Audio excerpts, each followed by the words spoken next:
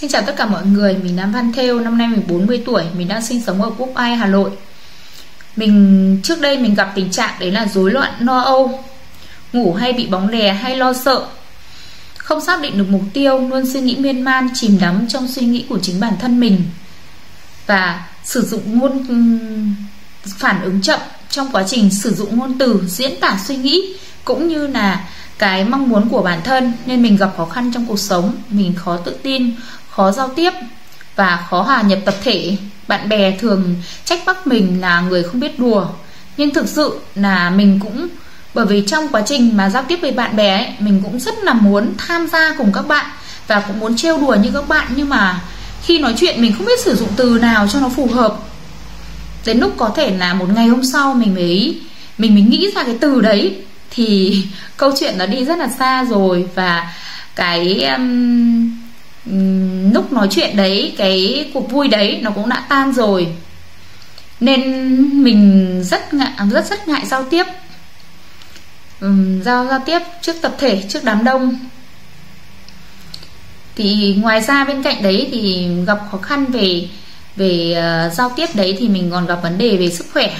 Trước đây mình đã bị đau viêm loét đại tràng, đau dạ dày, và mình bị viêm thấp khớp, viêm xoang.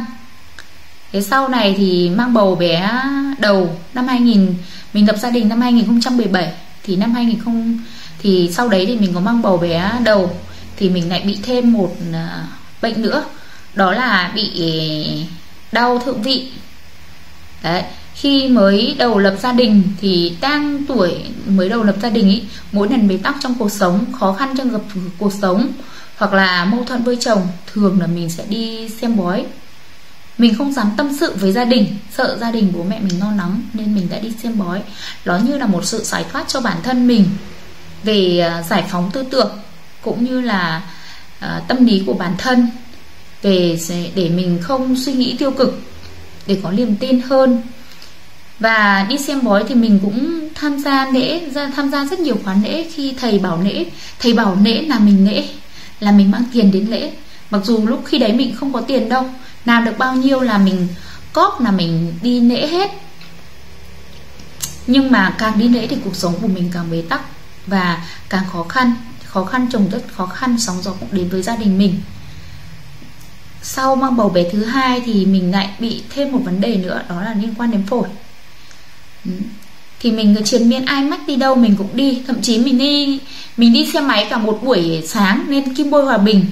Trên đấy xong khi mà xem xong gặp thầy xong thì mình về, mình đi mất cả một buổi chiều mình mới về đến nhà, gần 100 cây số cả nhà. Nhưng mà cuộc sống mình cũng không thay đổi, ai mách đâu mình đi đấy, ai mách thầy nào ở đâu mình cũng đi đấy. Mình đi suốt, mình cứ trên chiếc xe máy, cái ngày nghỉ là mình đi, thậm chí mình xin nghỉ làm để mình đi để mình tìm, mình không biết là mình đi tìm kiếm điều gì nữa. Nhưng mà cuộc sống của mình cũng không thay đổi, và khó khăn vẫn cứ khó khăn, chồng con ốm đau, chơi bời đủ kiểu luôn. Và nhiều lúc mình cũng tưởng chừng như mình có những giai đoạn, như đặc biệt giai đoạn mang bầu bé thứ hai, mình đã rơi vào trạng thái đó là trầm cảm nhiều lần. Mình có những suy nghĩ để tự giải thoát bản thân, mặc dù chồng mình rất là thương mình đấy, con cái thì rất là quý mẹ, nội ngoại hai bên rất là quý, bạn bè đồng nghiệp thì rất là tạo điều kiện cho mình, cũng như là tôn trọng mình. Đấy, mọi thứ của mình trong cuộc sống, mọi thứ nếu mà nhìn vào thì ai nghĩ mình thuận lợi, nhưng thật ra là trong tâm mình luôn bất an, và mình luôn mong muốn đấy là sự giải thoát của bản thân, và có những lúc mình đã nghĩ đến tự tử rất nhiều lần. Nhưng mà thương con với cả sợ bố mẹ buồn nên mình đã vượt qua được cái trạng thái đấy.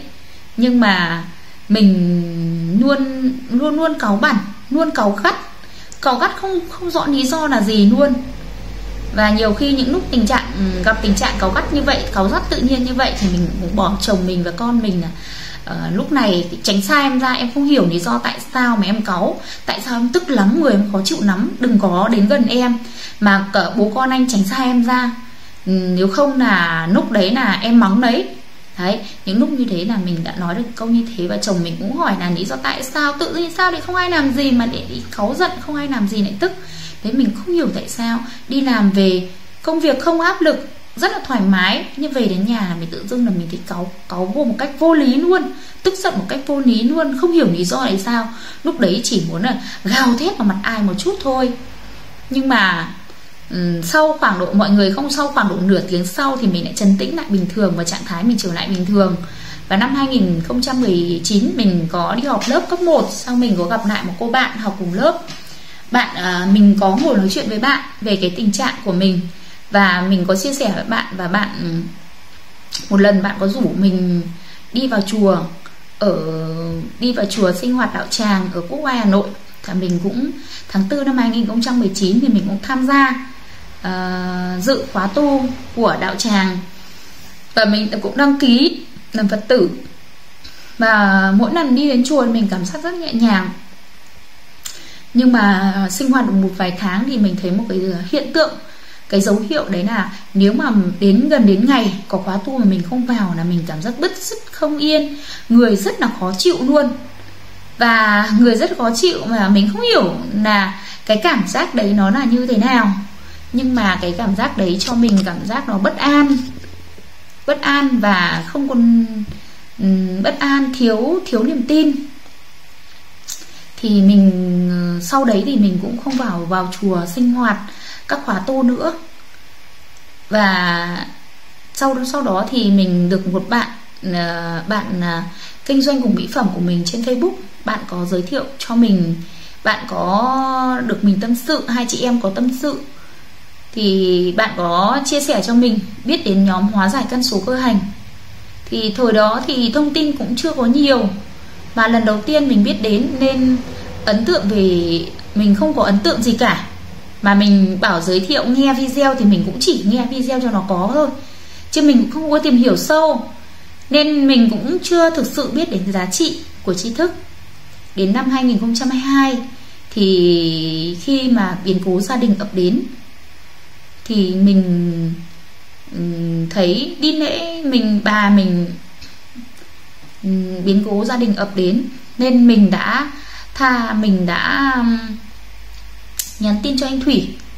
Anh Thủy thì anh có bảo mình là em ra ngoài này ọp, anh có nhắn tin chia sẻ về tri thức, và anh bảo mình là em ra ngoài Hà Nội ọp cùng bọn anh. Thì mình có ra đấy ọp cùng mọi người mấy lần, và mình cũng chứng kiến những người là các anh chị em có kết quả đi ọp ở đấy, và mọi người có chia sẻ. Thì lúc đấy mình có để ý đến tri thức, và mình có về đọc các bài viết của các anh chị em trong các nhóm chia sẻ, và anh cho mình vào nhóm Messenger ở đấy để tham gia nhóm Messenger của anh chị em và tương tác cùng mọi người. Thì mình cũng chỉ lúc đấy, khi đấy thì mình cũng chỉ là tìm hiểu các kết quả thôi.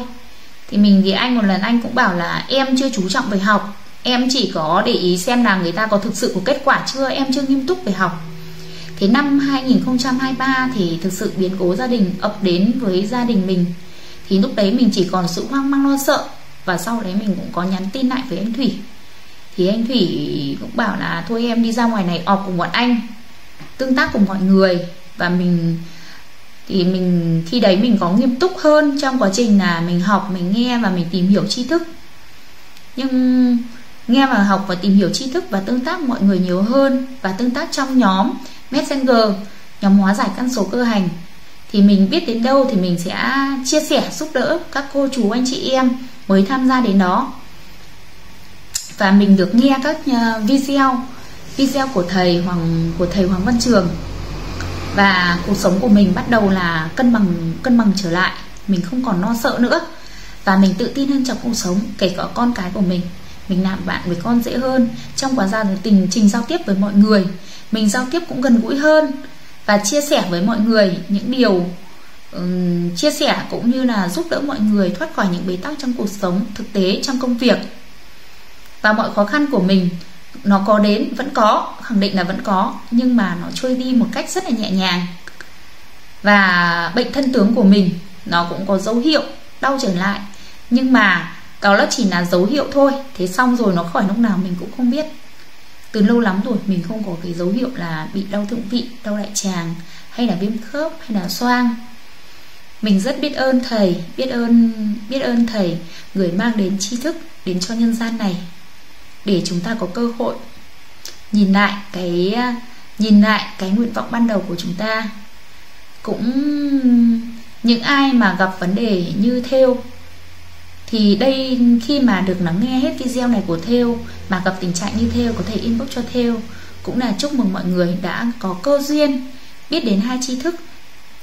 Đây là một, để mà nói là ca ngợi thì mọi người sẽ cho mình ca ngợi hai tri thức, thì mọi người cho mình là gieo sự mê tín.